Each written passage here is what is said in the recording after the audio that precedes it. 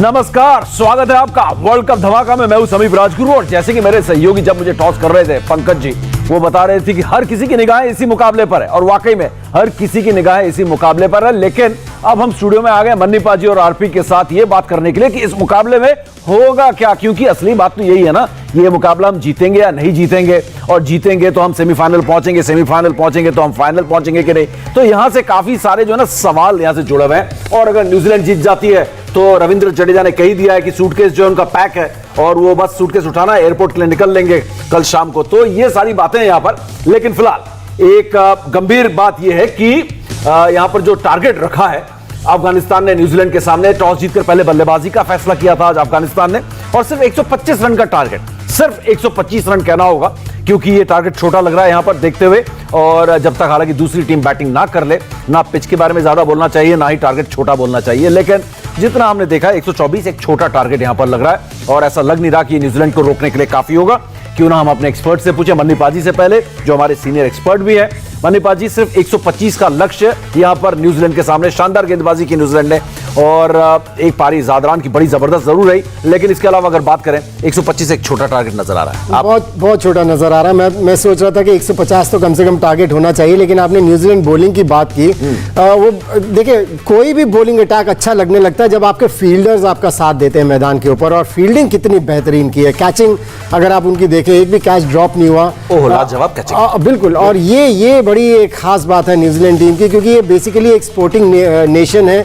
यहाँ पर रग्बी बहुत खेली जाती है और बचपन से 5-6 साल की उम्र से डाइव मारते हैं ना पाजी, तभी दिख जाता है कि इनको ग्राउंड में गिरने में मजा आता है। बिल्कुल डर नहीं लगता। हाँ, उड़ते हैं वो सुपरमैन की तरह। और वही चीज हमारे जो ग्राउंड्स होते हैं वो हमने देखा है पाजी कि चट ग्राउंड में खेले या हार्ड ग्राउंड में खेलकर। आरपी की बात अलग है, स्पोर्ट्स कॉलेज के ग्राउंड में खेलकर बड़े में, तो वहां तो बड़ी अच्छी घास रहती है, ग्राउंड भी नरम रहता है आरपी। लेकिन बात यहां पर ये फील्डिंग की, और जिस तरीके से यहाँ पे पाजी ने बोला 125 रन का लक्ष्य सिर्फ न्यूजीलैंड के सामने। वैसे जो आपने बोला ना कि लक्ष्य तो पहले नहीं बोलना चाहिए क्योंकि मैच खत्म होने तक वेट करना चाहिए। लक्ष्य तो कैसा भी उम्मीदें बनी रहती है, लेकिन वैसे देखा जाए तो बहुत छोटा लक्ष्य है। जैसा न्यूजीलैंड की टीम खेलती है, बहुत आराम से मैच खेलेंगे और मुझे लगता है जीत भी जाएंगे जिस हिसाब से उनका लय दिख रहा है। आज जो गेंदबाजी में जो उन्होंने कमाल किया, लास्ट ओवर तो बहुत ही एडम मिलने ने डाला वो ओवर। बिल्कुल, पहला जो आकर्षक तरीके से उन्होंने चौका रोका, मैं कहूँगा छक्का रोका, उसके बाद 5 के 5 डॉट।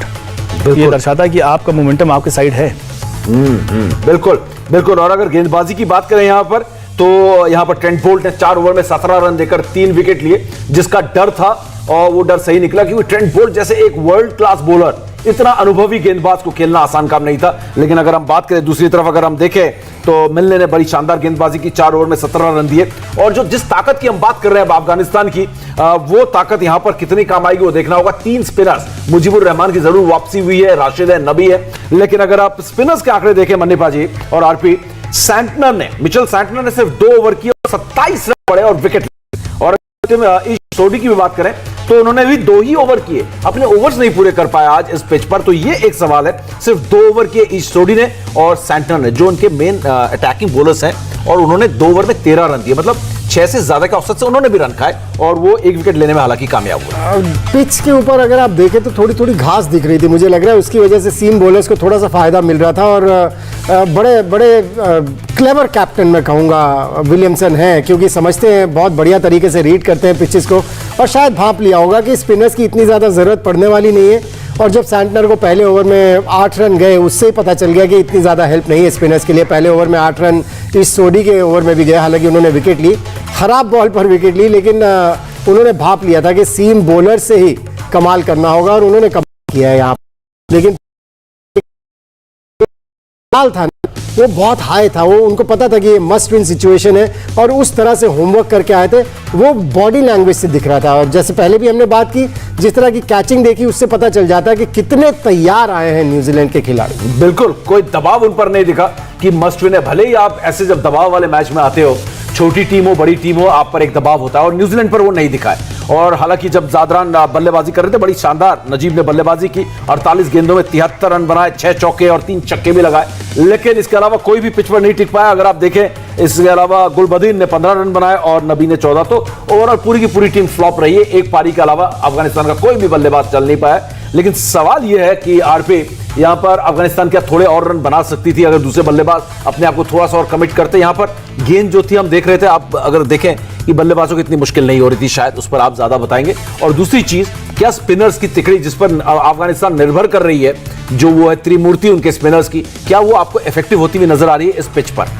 पहला जो सवाल कि क्या और रन बना सकते थे, बिल्कुल बना सकते थे। आप जब शुरुआती बल्लेबाज 50 रन के अंदर 3 विकेट आउट हो जाते हैं, उसके बाद आपको थोड़ा संभलना पड़ता है। यहाँ पर मैं थोड़ा सरप्राइज था, नबी के जो बैट पे बॉल नहीं लगा, क्योंकि नबी बहुत अच्छी हिट मार सकते हैं। बिल्कुल। तो कहीं ना कहीं बल्लेबाजी में जो कैलकुलेशन था उनका, वो थोड़ा गड़बड़ था। यहाँ पर चाहे शुरुआत के बल्लेबाज हों या फिर बाद वाले बल्ले, जब मैं राशिद खान की बात करूँ, इतने एक्सपीरियंस प्लेयर हैं, उन्होंने एक रन भी छोड़ा था, स्ट्राइक ना चेंज हो, आखिरी ओवर खेले पहले गेंद पे, तो उसके बाद 5 गेंदें डॉट, 7 में 3 ही रन बना पाए। हाँ, 5 में 5 भी आते तब भी आप 130 पहुंच जाते हो। ये छोटी छोटी चीजें आपको बहुत महंगी पड़ती हैं। और दूसरा जो प्रश्न आपका, क्या स्पिनर कर पाएंगे, बिल्कुल कर सकते हैं, क्योंकि जो तीनों स्पिनर थोड़ा अलग तरीके के स्पिनर, थोड़ा स्किलफुल स्पिनर है। अगर तुलना की जाए न्यूजीलैंड के स्पिनर से, आप इनके पास थोड़ा वेरिएशन ज्यादा है, इनके पास वो एक्सपीरियंस भी स्पिन का, पूरे वर्ल्ड में क्रिकेट खेलते, चाहे अफगान जलेबी हो या मुजीब हो या फिर नबी हो, तो तीनों का थोड़ा सा मैं कहूँगा स्किलफुल गेंदबाज है। तो विकेट थोड़ा भी अगर उनको हेल्प करेगा तो काफी इंपैक्ट डाल सकते हैं। मणिपाल जी, आपकी क्या रीडिंग है पिच की और इस बॉलिंग त्रिमूर्ति की? क्या मुजीब यहां पर इफेक्टिव हो सकता है? क्योंकि आप लगातार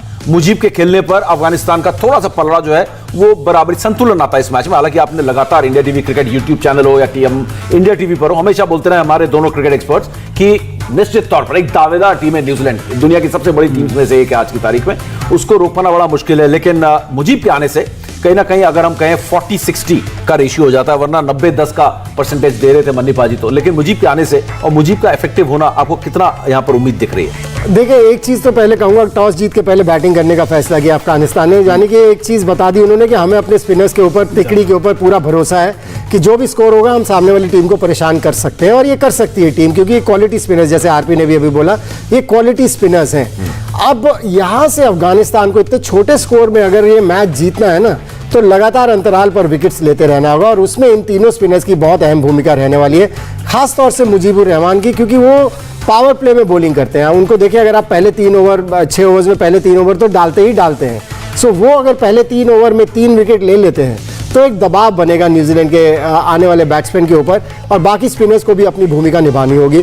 सो लगातार अंतराल पर विकेट्स लेते रहना होगा अफगानिस्तान के बॉलर्स को, अगर ये मैच जीतना है। तो चलिए देखते हैं यहां पर क्या होता है। यहां पर क्या अफगानी त्रिमूर्ति जो है स्पिन की, ये जो फिरकी गेंदबाज फिरकी ले पाते हैं या नहीं ले पाते, फिरकी लेंगे तो बड़ा मजा आएगा। क्योंकि अगर न्यूजीलैंड के टॉप ऑर्डर की बात करें तो वो भी इतने फॉर्म में नहीं दिखाई दिए। एक पारी में अच्छा खेले तो लगातार अगली पारियों में फ्लॉप रहे, तो एक तरह से कंसिस्टेंट कोई नहीं खेल रहा है, लगातार अच्छा प्रदर्शन नहीं कर रहा है। और कप्तान का भी बल्ला जो है चलता हुआ अभी तक नजर नहीं आया, केन विलियमसन का। तो शुरुआती झटके अगर पावर प्ले में दे पाए तो वाकई में मजा आ जाएगा इस मुकाबले में। क्योंकि अगर पावर प्ले में झटके नहीं दिए, एक बात तो तय है कि 124 बनाए, 125 का जो लक्ष्य है वो न्यूजीलैंड को पाने में कोई मुश्किल नहीं होने वाली। हमारी नजरें इस मैच पर बनी हुई है, लगातार अपडेट तुम आपको देते रहेंगे। शाम 6 बजे भी आपसे मुलाकात होगी हमारे यूट्यूब चैनल पर, इंडिया टीवी क्रिकेट पर। फिलहाल हमें दीजिए इजाजत। इंडिया टीवी हर वक्त हर जगह डाउनलोड करने के लिए सर्च करें India TV news Google play store या ऐप स्टोर पर।